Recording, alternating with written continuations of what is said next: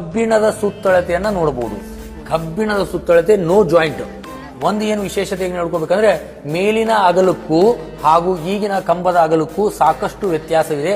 ಸಾಕಷ್ಟು ಪರಿಣಿತರಿದ್ದವರು ಈ ಒಂದು ಆಯಸ್ಕಾಂತ ಅಥವಾ ಕಬ್ಬಿಣದ ಏನು ಕಂಡುಹಿಡಿಯುವುದು ಬಂದು ವೆರಿಫಿಕೇಶನ್ ಮಾಡಿದಾಗ ಇದು ಕಬ್ಬಿಣ ಅಂತ ಯಾಕೆ ಹಾಕಿರಬಹುದು ಅಂತಂದು ವಿಚಾರ ಮಾಡಿದಾಗ ಸಹಜವಾಗಿ ನಾವು ಗುಡುಗು ಶಿಡ್ಲಾದಾಗ ಮನೆ ಮುಂದೆ ಕಬ್ಬಿಣವನ್ನ ಒಗೆದಿರ್ತೀವಿ. ಯಾವುದೇ ತರಂತ ಅಹಿತಕರ ಘಟನಾವಳಿಗಳು ಆಗ ದೇವಸ್ಥಾನದ ಒಂದು ಹೊರಾಂಗಣ ವಿಶೇಷವನ್ನು ನೋಡಬಹುದಾದ್ರೆ ಈ ದೇವಸ್ಥಾನಕ್ಕೆ 3 ಮುಖ್ಯ ದ್ವಾರಗಳುಂಟು. ಉತ್ತರ ದ್ವಾರ, ದಕ್ಷಿಣ ದ್ವಾರ, ಪೂರ್ವ ದ್ವಾರ. 3 ದ್ವಾರಗಳಲ್ಲಿ ಒಂದೊಂದು ವೈಶಿಷ್ಟ್ಯ ಪೂರ್ಣತೆಯನ್ನು ಕಾಣಬಹುದು. ಮೊದಲನೇದಾಗಿ ಈ ಒಂದು ಉತ್ತರ ದ್ವಾರದ ಒಂದು ವೈಶಿಷ್ಟ್ಯ ಹೇಳಿಕೆ ಇಷ್ಟಪಡ್ತೀನಿ. 59 ಕಂಬಗಳ ಈ ದೇವಸ್ಥಾನದಲ್ಲಿ ಒಂದು ಕಂಬದಲ್ಲಿ ಮಾತ್ರ ಬಿಂಬ ಪ್ರತಿಬಿಂಬವನ್ನು ಕಾಣಬಹುದು. ಇಲ್ಲಿ ನಿಮ್ಮ ಮುಖವನ್ನೇ ನಿಮ್ಗೆ ಉಲ್ಟಾ ಕಾಣಿಸುತ್ತೆ. ಇದು ಒಂದು ಬಹಳ ವೈಶಿಷ್ಟ್ಯಪೂರ್ಣವಾದಂತಹ ವಿಗ್ರಹ. ಕೆತ್ತನೆ ನೀವು ನೋಡಿದಾಗ ಗೊತ್ತಾಗುತ್ತೆ, ಶೈನಿಂಗ್ ಇರುತ್ತೆ. ನಿಮ್ ಕೈ ಇಲ್ಲಿ ಮುಂಗೈ ಮೇಲ್ಗಡೆನೂ ಕಾಣಿಸುತ್ತೆ, ಕೆಳಗಡೆನೂ ಕಾಣಿಸುತ್ತೆ. ಇದೊಂದು ವೈಶಿಷ್ಟ್ಯತೆ.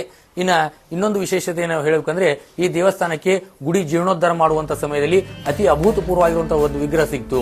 ಆ ವಿಗ್ರಹದ ಹೆಸರೇ ಲಜ್ಜಾಗೋರಿ. ದಕ್ಷಿಣ ಭಾರತದಲ್ಲಿ ಕಮಲಮುಖಳ ಲಜ್ಜಾಗೋರಿ ಹಾಗೂ ಸೋಮೇಶ್ವರ ನಂದಿ ಮೇಲೆ ಶಿವಪಾರ್ವತಿ ಇರುವಂತದ್ದು ಇಲ್ಲಿ ಒಂದು ಹೊರತುಪಡಿಸಿ ಜಗತ್ತಿನ ಯಾವ ಮೂಲೆಯಲ್ಲಿಲ್ಲ. ಕಾರ್ತಿಕ ಮಾಸದ ಹಾರ್ದಿಕ ಶುಭಾಶಯಗಳು.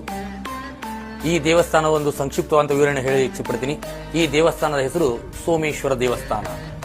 ಗದಗ ಜಿಲ್ಲೆ, ಲಕ್ಷ್ಮೇಶ್ವರ ತಾಲೂಕು, ಲಕ್ಷ್ಮೇಶ್ವರ.